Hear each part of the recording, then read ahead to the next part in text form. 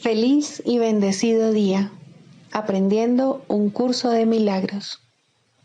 El secreto de la verdadera oración es olvidarte de las cosas que crees necesitar. Pedir algo específico es igual que ver el pecado primero y luego perdonarlo. Del mismo modo, al orar pasas por alto tus necesidades específicas, tal como las ves, y las dejas en manos de Dios. Ahí se convierten en los regalos que le haces, pues le dicen que no antepondrás otros dioses a Él, ni que quieres otro amor que el suyo. Este libro es un comienzo, no un final.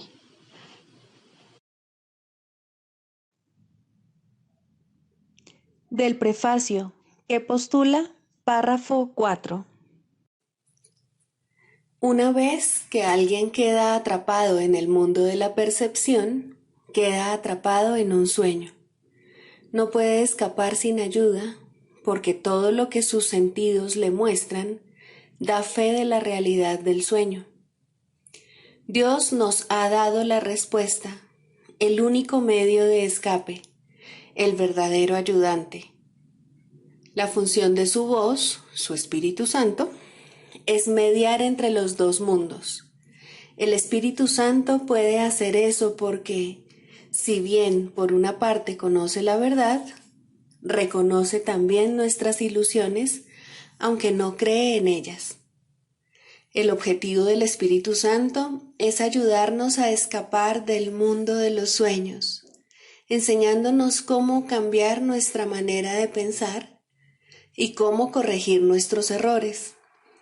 El perdón es el recurso de aprendizaje excelso que el Espíritu Santo utiliza para llevar a cabo ese cambio en nuestra manera de pensar.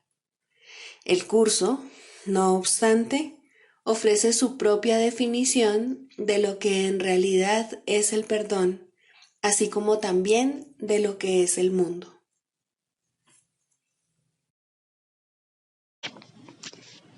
Introducción. Este es un curso de milagros, es un curso obligatorio. Solo el momento en que decides tomarlo es voluntario. Tener libre albedrío no quiere decir que tú mismo puedas establecer el plan de estudios. Significa únicamente que puedes elegir lo que quieres aprender en cualquier momento dado. Este curso no pretende enseñar el significado del amor, pues eso está más allá de lo que se puede enseñar. Pretende, no obstante, despejar los obstáculos que impiden experimentar la presencia del amor, el cual es tu herencia natural. Lo opuesto al amor es el miedo, pero aquello que todo lo abarca no puede tener opuestos. Este curso puede, por lo tanto, resumirse muy simplemente de la siguiente manera. Nada real puede ser amenazado. Nada irreal existe. En esto radica la paz de Dios.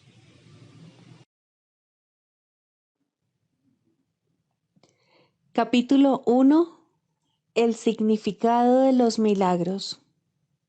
Primero, principios de los milagros. Principio 5. Los milagros son hábitos y deben ser involuntarios. No deben controlarse conscientemente. Los milagros seleccionados conscientemente pueden proceder de un falso asesoramiento.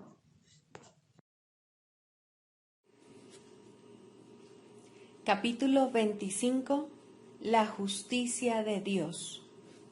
Cuarto, la luz que traes contigo.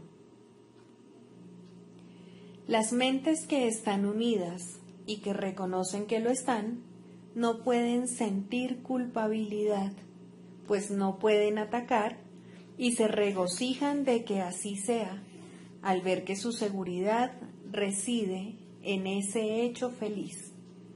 Su alegría radica en la inocencia que ven, y por eso la buscan, puesto que su propósito es contemplarla y regocijarse. Todo el mundo anda en pos de lo que le proporcionaría alegría, según cada uno la define. No es el objetivo en sí lo que varía. Sin embargo, la manera en que se ve el objetivo es lo que determina la elección de los medios y lo que hace que éstos no puedan cambiar, a no ser que se cambie el objetivo.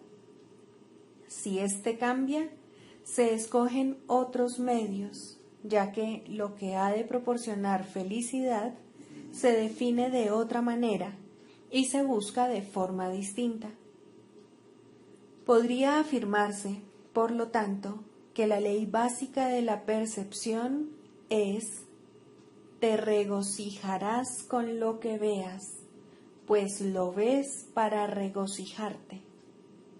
Y mientras creas que el sufrimiento y el pecado te pueden proporcionar alegría, seguirán estando ahí para que los veas. Nada es de por sí perjudicial o beneficioso, a menos que así tú lo desees. Tu deseo es lo que determina los efectos que ha de tener en ti, porque lo elegiste como un medio para obtener esos efectos, creyendo que eran los portadores del regocijo y de la felicidad.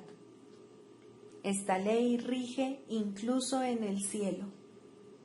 El Hijo de Dios crea para ser feliz, puesto que comparte con su Padre el propósito que éste tuvo al crearlo, a fin de que su alegría fuese cada vez mayor y la de Dios junto con la suya. Tú, que eres el hacedor de un mundo que no es cierto, descansa y halla solaz en otro mundo donde mora la paz. Ese es el mundo que le llevas a todos los ojos fatigados y a todos los corazones desfallecidos que contemplan el pecado y entonan su triste estribillo. De ti puede proceder su descanso. De ti puede surgir un mundo cuya contemplación los hará felices y donde sus corazones estarán rebosantes de dicha. De ti procede una visión que se extiende hasta todos ellos y los envuelve con dulzura y luz. Y en este creciente mundo de luz, las tinieblas que ellos pensaban que estaban ahí se desplazan hasta convertirse en sombras lejanas y distantes, que no se recordarán por mucho tiempo, una vez que el sol las haya desvanecido.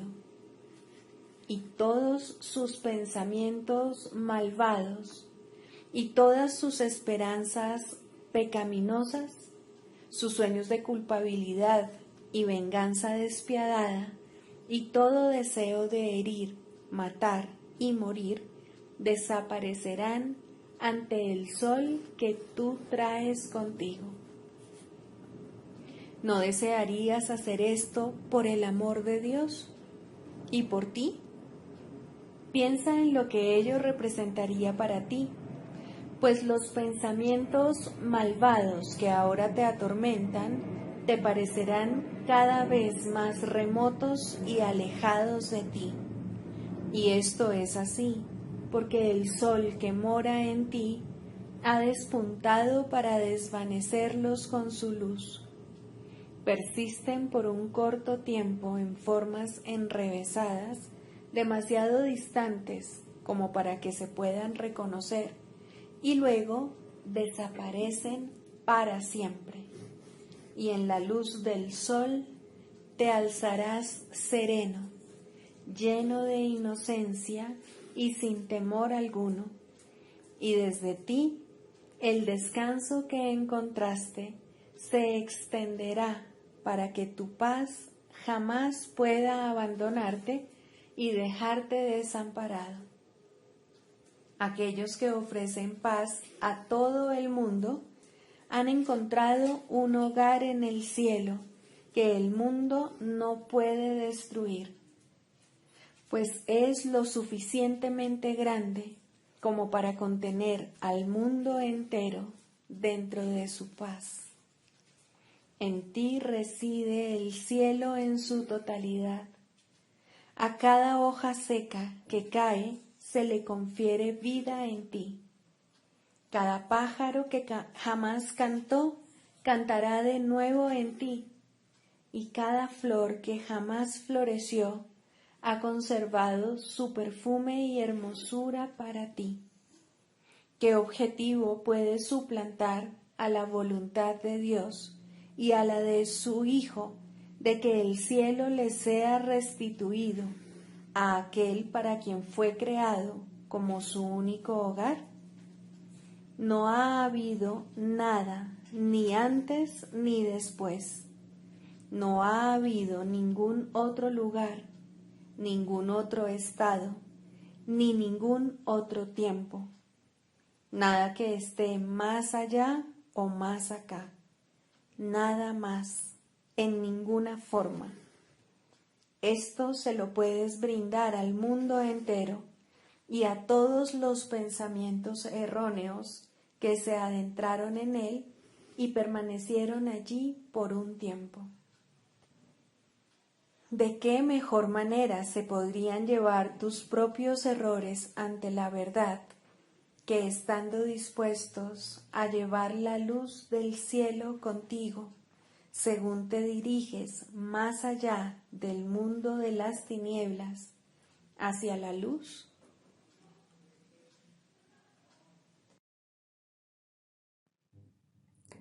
Libro de ejercicios. Pregunta 6. ¿Qué es el Cristo? Cristo es el Hijo de Dios tal como Él lo creó. Cristo es el ser que compartimos y que nos une a unos con otros y también con Dios. Es el pensamiento que todavía mora en la mente que es su fuente. No ha abandonado su santo hogar ni ha perdido la inocencia en la que fue creado.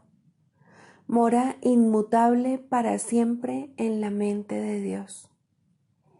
Cristo es el eslabón que te mantiene unido a Dios y la garantía de que la separación no es más que una ilusión de desesperanza, pues toda esperanza morará por siempre en Él. Tu mente es parte de la suya y ésta de la tuya. Él es la parte en la que se encuentra la respuesta de Dios y en la que ya se han tomado todas las decisiones y a los sueños les ha llegado su fin. Nada que los ojos del cuerpo puedan percibir lo afecta en absoluto. Pues aunque su Padre depositó en él los medios para tu salvación, él sigue siendo, no obstante, el ser que, al igual que su Padre, no conoce el pecado. Al ser el hogar del Espíritu Santo y sentirse a gusto únicamente en Dios, Cristo permanece en paz en el cielo de tu mente santa. Él es la única parte de ti que en verdad es real. Lo demás son sueños, mas estos se le entregarán a Cristo para que se desvanezcan ante su gloria y pueda por fin serte revelado tu santo ser, el Cristo. El Espíritu Santo se extiende desde el Cristo en ti hasta todos tus sueños y los invita a venir hasta Él para que puedan ser transformados en la verdad. Él los intercambiará por el sueño final que Dios dispuso fuese el fin de todos los sueños. Pues cuando el perdón descanse sobre el mundo y cada uno de los hijos de Dios goce de paz, ¿qué podría mantener las cosas separadas cuando lo único que se puede ver es la faz de Cristo? ¿Y por cuánto tiempo habrá de verse esta santa faz cuando no es más que el símbolo de que el periodo de aprendizaje ya ha concluido y de que el objetivo de la expiación por fin se ha alcanzado? Tratemos, por lo tanto, de encontrar la faz de Cristo y de no buscar nada más.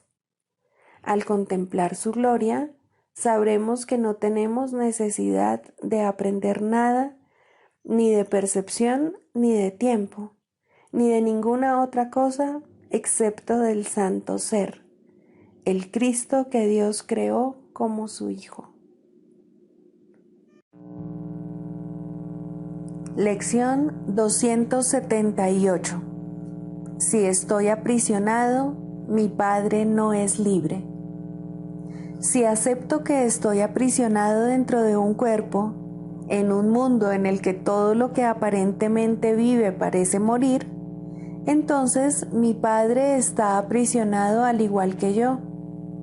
Y esto es lo que creo cuando afirmo que tengo que obedecer las leyes que el mundo obedece y que las flaquezas y los pecados que percibo son reales e ineludibles.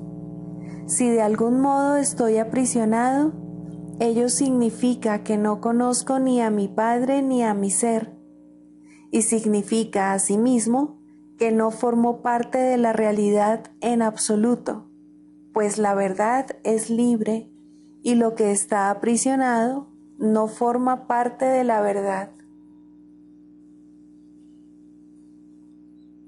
Padre, lo único que pido es la verdad. He tenido muchos pensamientos descabellados acerca de mí mismo y de mi creación, y he introducido en mi mente un sueño de miedo. Hoy no quiero soñar. Elijo el camino que conduce a ti en lugar de la locura y el miedo, pues la verdad está a salvo y solo el amor es seguro.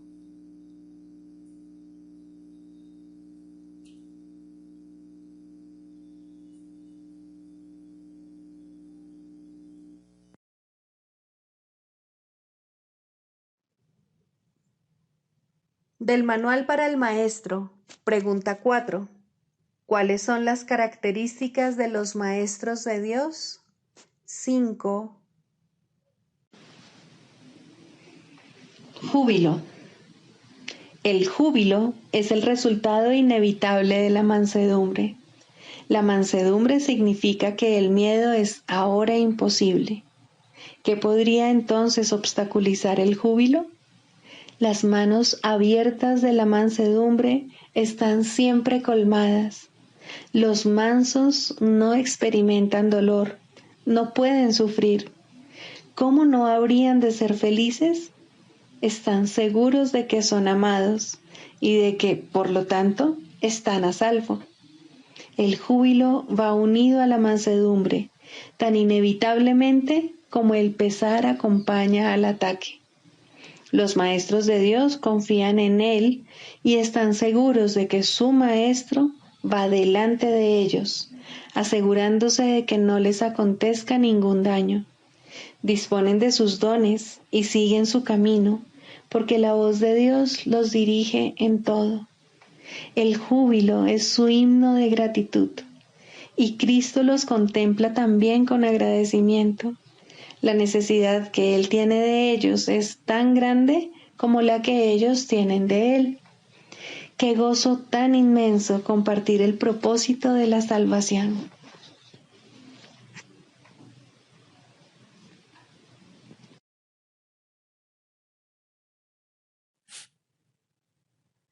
Manual para el Maestro, pregunta 5. ¿Cómo se logra la curación? Para que la curación pueda tener lugar, es necesario que se entienda el propósito de la ilusión de la enfermedad. Sin ese entendimiento, la curación es imposible. Primero, el propósito de la enfermedad. La curación se logra en el instante en que el enfermo deja de atribuirle valor al dolor. ¿Quién elegiría sufrir a menos que pensase que con ello podría ganar algo y algo que tiene valor para él. Indudablemente cree que está pagando un precio módico por algo de mayor valor, pues la enfermedad es una elección, una decisión. Es la elección de la debilidad procedente de la equivocada convicción de que es fuerza. Cuando esto ocurre, se ve a la verdadera fuerza como una amenaza y a la salud como algo peligroso. La enfermedad es un método concebido en la locura para sentar al Hijo de Dios en el trono de su Padre. A Dios se le ve como algo externo, poderoso y feroz, ansioso por quedarse con todo el poder para sí mismo. Solo con su muerte puede su Hijo conquistarle. ¿Y qué representa la curación dentro de esta loca convicción? Simboliza la derrota del Hijo de Dios y el triunfo de su Padre sobre él. Representa el desafío supremo, en forma directa, que el Hijo se ve forzado a aceptar. Representa todo lo que él se ocultaría a sí mismo para proteger su vida. Si se cura, él es responsable de sus pensamientos, y si es responsable de sus pensamientos, será destruido a fin de demostrarle cuán débil y miserable era. Mas, si él mismo elige la muerte, su debilidad se convierte en su fuerza. Ahora se ha impuesto a sí mismo lo que Dios le habría impuesto, y de esta forma ha usurpado completamente el trono de su Creador. Segundo, un cambio de percepción. La curación es directamente proporcional al grado de reconocimiento alcanzado con respecto a la falta de valor de la enfermedad. Solo con decir, con esto no gano nada, uno se curaría. Pero antes de uno poder decir esto, es preciso reconocer ciertos hechos. En primer lugar, resulta obvio que las decisiones son algo propio de la mente, no del cuerpo. Si la enfermedad no es más que un enfoque defectuoso de solventar problemas, tiene que ser entonces una decisión. Y si es una decisión, es la mente y no el cuerpo la que la toma. La resistencia a reconocer este hecho es enorme, ya que la existencia del mundo tal como lo percibes depende de que sea el cuerpo el que toma las decisiones. Términos tales como instintos, reflejos y otros similares representan intentos de dotar al cuerpo con motivadores no mentales. En realidad, tales términos no hacen más que enunciar o describir el problema, pero no lo resuelven. La base fundamental de la curación es la aceptación del hecho de que la enfermedad es una decisión que la mente ha tomado a fin de lograr un propósito para el cual se vale del cuerpo. Y esto es cierto con respecto a cualquier clase de curación. El paciente que acepta esto se recupera. Si se decide en contra de la recuperación, no sanará. ¿Quién es el médico entonces? La mente del propio paciente. El resultado acabará siendo el que él decida. Agentes especiales parecen atenderle, sin embargo, no hacen otra cosa que dar forma a su elección. Los escoge con vistas a darle forma tangible a sus deseos, y eso es lo único que hacen. En realidad, no son necesarios en absoluto. El paciente podría sencillamente levantarse sin su ayuda y decir, no tengo ninguna necesidad de esto. No hay ninguna forma de enfermedad que no se curase de inmediato. ¿Qué es lo único que se necesita para que este cambio de percepción tenga lugar? Simplemente esto, el reconocimiento de que la enfermedad es algo propio de la mente y de que no tiene nada que ver con el cuerpo. ¿Qué te cuesta este reconocimiento? Te cuesta el mundo que ves, pues ya nunca más te parecerá que es el mundo el que gobierna a la mente. Con este reconocimiento se le atribuye la responsabilidad a quien verdaderamente la tiene, no al mundo, sino a aquel que contempla el mundo y lo ve como no es, pues ve únicamente lo que elige ver, ni más ni menos. El mundo no le hace nada, pero él pensaba que le hacía algo. Él tampoco le hace nada al mundo, ya que estaba equivocado con respecto a lo que el mundo era. En esto radica tu liberación de la culpabilidad y de la enfermedad, pues ambas son una misma cosa. Sin embargo, para aceptar esta liberación, la insignificancia del cuerpo tiene que ser una idea aceptable. Con esta idea, el dolor desaparece para siempre, pero con esta idea desaparece también cualquier confusión acerca de la creación. ¿Cómo podría ser de otra manera? Basta con poner causa y efecto en su verdadera secuencia con respecto a algo para que el aprendizaje se generalice y transforme al mundo. El valor de la transferencia de una idea verdadera no tiene límites ni final. El resultado final de esta lección es el recuerdo de Dios. ¿Qué significado tienen ahora la culpabilidad, la enfermedad, el dolor, los desastres y todos los sufrimientos? Al no tener ningún propósito, no puede sino desaparecer, y con ellos desaparecen también todos los efectos que parecían tener. Causa y efecto no son sino una réplica de la creación, vistos en su verdadera perspectiva, sin distorsiones y sin miedo, restablecen el cielo. Tercero, la función del Maestro de Dios. Si el paciente tiene que cambiar de mentalidad para poderse curar, ¿qué puede hacer el Maestro de Dios? ¿Puede cambiar la mentalidad del paciente por él? Desde luego que no.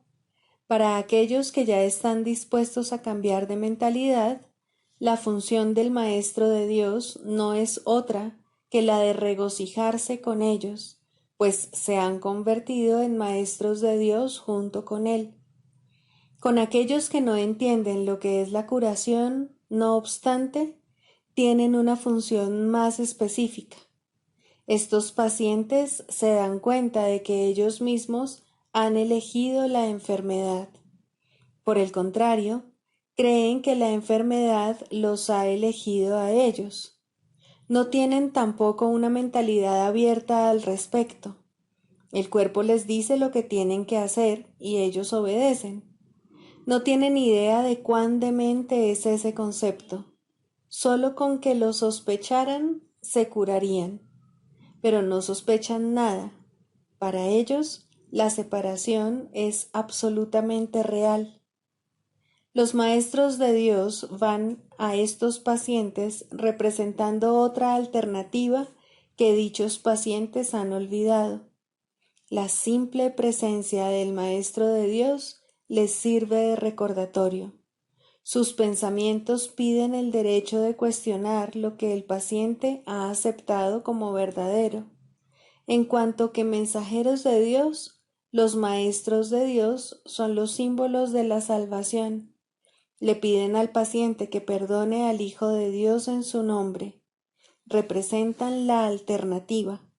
Con la palabra de Dios en sus mentes, vienen como una bendición, no para curar a los enfermos, sino para recordarles que hay un remedio que Dios les ha dado ya. No son sus manos las que curan, no son sus voces las que pronuncian la palabra de Dios, sino que dan sencillamente lo que se les ha dado y exhortan dulcemente a sus hermanos a que se aparten de la muerte. He aquí, Hijo de Dios, lo que la vida te puede ofrecer. ¿Prefieres elegir la enfermedad en su lugar? Los maestros de Dios avanzados no toman en consideración ni por un instante las formas de enfermedad en las que sus hermanos creen. Hacerlo sería olvidar que todas ellas tienen el mismo propósito y que, por lo tanto, no son en modo alguno diferentes. Los maestros de Dios tratan de oír la voz de Dios en ese hermano que se engaña a sí mismo hasta el punto de creer que el Hijo de Dios puede sufrir, y le recuerdan que Él no se hizo a sí mismo y que aún es tal como Dios lo creó. Los maestros de Dios reconocen que las ilusiones no pueden tener efectos. La verdad que se encuentra en sus mentes se extiende hasta la verdad que se encuentra en las mentes de sus hermanos y de este modo no refuerzan sus ilusiones. Así, éstas se lleven ante la verdad no se lleva ante ellas. Y de esta manera se disipan, no por medio de la voluntad de otro, sino por medio de la única voluntad que existe en unión consigo misma. Esta es la función de los maestros de Dios, no ver voluntad alguna separada de la suya, ni la suya separada de la de Dios.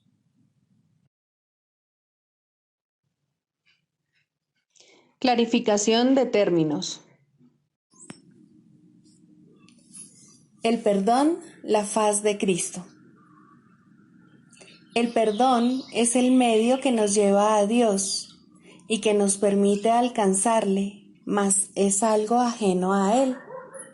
Es imposible concebir que algo creado por Él pueda necesitar perdón.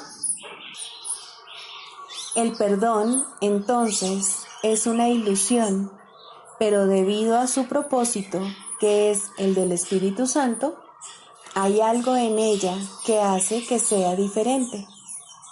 A diferencia de las demás ilusiones, nos aleja del error en vez de acercarnos a él.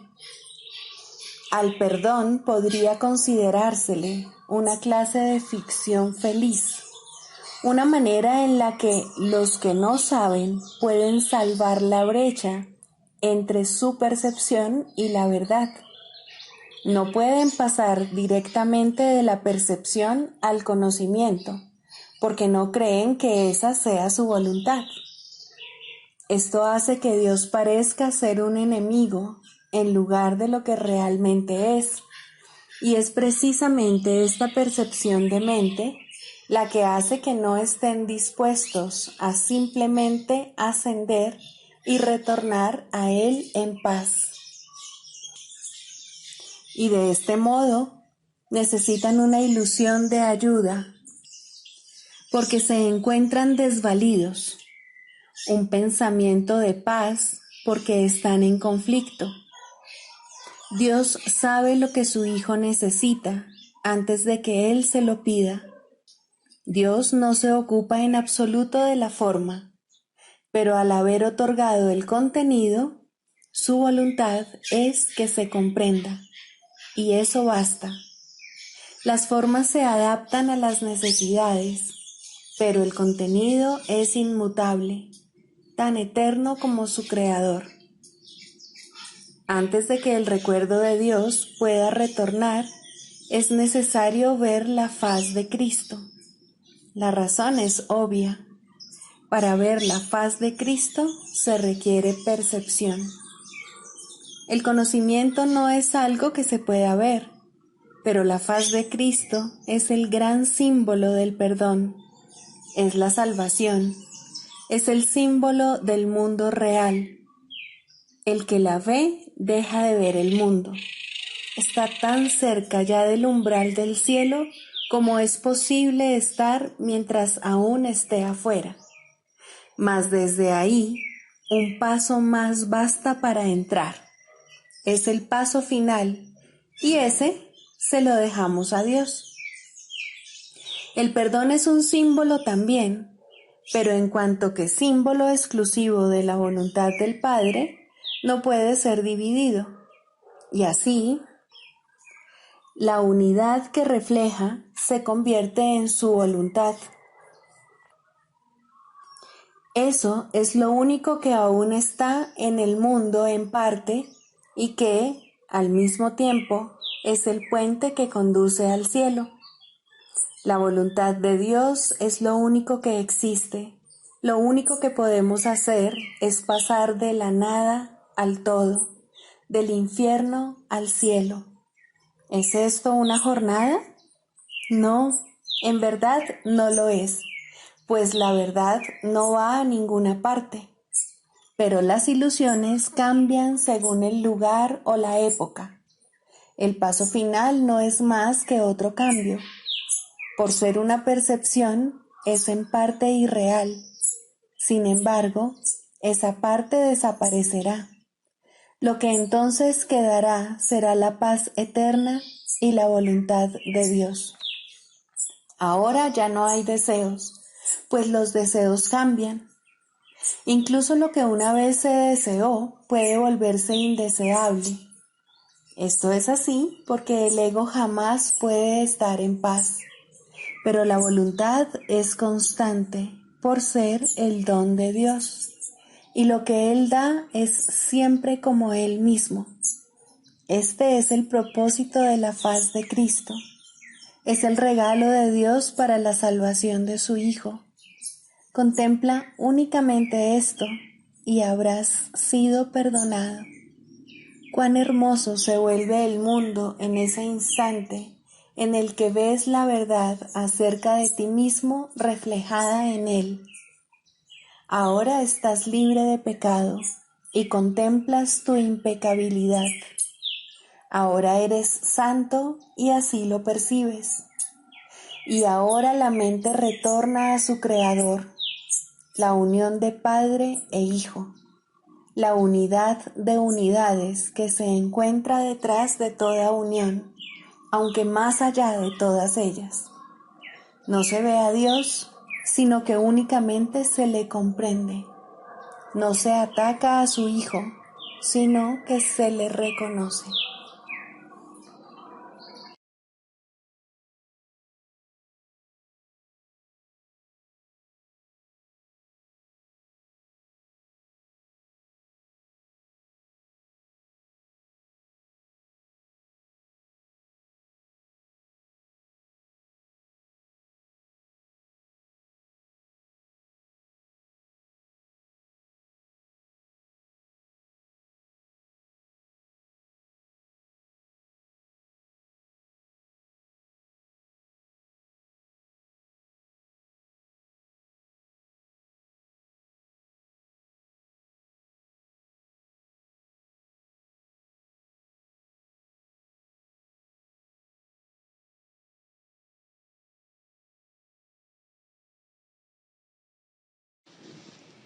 Primero, los límites en la psicoterapia. El resultado ideal, no obstante, rara vez se alcanza. La terapia comienza con el entendimiento de que la sanación es de la mente y en psicoterapia los que creen esto ya se han acercado entre sí. Puede ser que no lleguen mucho más lejos, pues nadie aprende más allá de su disposición. Sin embargo, los niveles de disposición cambian y cuando el terapeuta o el paciente han alcanzado el siguiente, se les ofrecerá una relación que se adapta a su cambiante necesidad. Tal vez se unan de nuevo y avancen en la misma relación, haciéndola más santa. O tal vez cada uno de ellos se adentrará en otro compromiso. Ten por seguro, cada uno de ellos progresará. Los retrocesos son temporales. La dirección general es de progreso hacia la verdad. La psicoterapia de por sí no puede ser creativa. Este es uno de los errores que el ego fomenta, que es capaz de verdadero cambio y, por consiguiente, de verdadera creatividad. Cuando hablamos de la ilusión salvadora o de el sueño final, no es esto lo que queremos decir, pero aquí radica la última defensa del ego. La resistencia es su manera de ver las cosas. su interpretación del progreso y del crecimiento. Estas interpretaciones estarán necesariamente equivocadas, puesto que son ilusorias. Los cambios que el ego busca no son cambios reales, son solo sombras más profundas o tal vez distintos patrones de nubes. Sin embargo, lo que está hecho de nada no puede ser llamado nuevo o diferente. Las ilusiones son ilusiones. La verdad es verdad. La resistencia, como se define aquí, puede ser característica tanto de un terapeuta como de un paciente. En ambos casos, le pone un límite a la psicoterapia porque restringe sus objetivos. El Espíritu Santo tampoco puede luchar contra las intrusiones del ego en el proceso terapéutico, pero Él esperará y su paciencia es infinita. Su meta es siempre totalmente indivisa. Cualesquiera que sean las resoluciones alcanzadas por el paciente y el psicoterapeuta con respecto a sus propias metas divergentes, no pueden llegar a reconciliarse completamente como una hasta que se unen con las suyas. Solo entonces acaba todo conflicto, pues solo entonces puede haber certidumbre.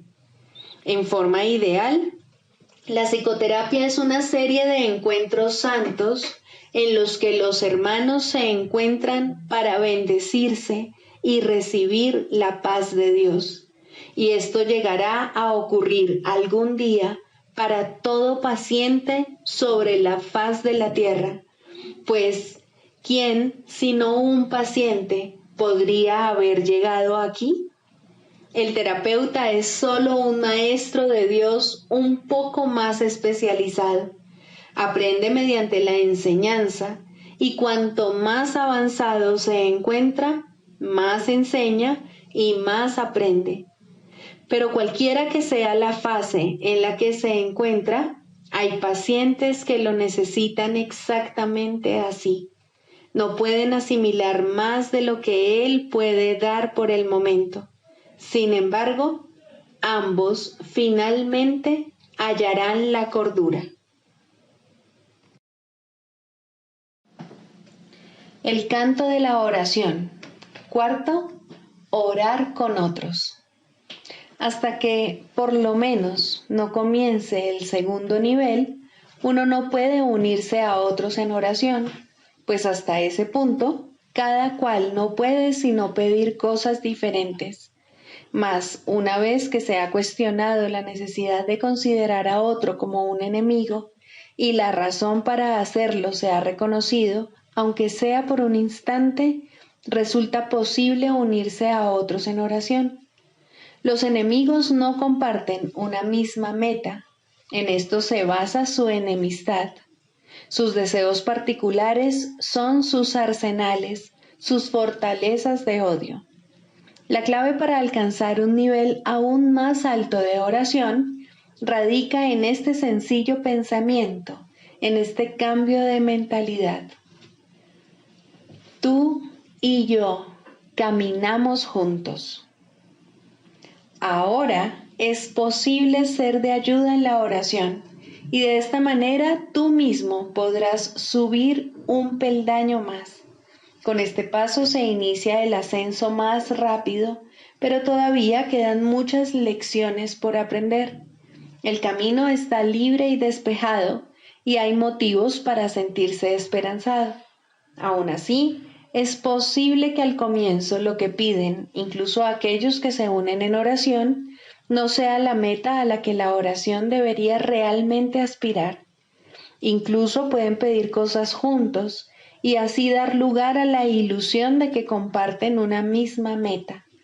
Pueden pedir juntos cosas específicas sin darse cuenta de que están pidiendo efectos sin causas, y esto no se les puede dar, pues nadie puede recibir tan solo efectos implorándolos a una causa de la que no provienen. De modo que incluso unirse a otros no es suficiente Si los que oran juntos no preguntan, ante todo, ¿cuál es la voluntad de Dios? Solo de esta causa puede proceder la respuesta en la que todo lo específico se satisface y todos los deseos particulares se unifican. Orar por cosas específicas es pedir que de alguna manera el pasado se repita. Lo que antes se disfrutó o pareció disfrutarse, y lo que era de otro y él parecía amar, no son sino ilusiones del pasado. El objetivo de la oración es liberar el presente de su encadenamiento a las ilusiones del pasado y que la deje ser un remedio que se escoge libremente para corregir cada elección errónea que se haya tomado. Lo que la oración puede ofrecer ahora excede en tal medida todo cuanto antes pedías, que sería una lástima que te contentases con menos. Cada vez que oras, estás eligiendo tener nueva oportunidad. La sofocarías y encarcelarías en viejas prisiones cuando ha llegado la oportunidad de liberarte de todas ellas a la vez. No restrinjas tu pedir. La oración puede traer la paz de Dios. ¿Qué cosa ligada al tiempo podría darte más que esto durante el breve lapso que perdura antes de desmoronarse en polvo?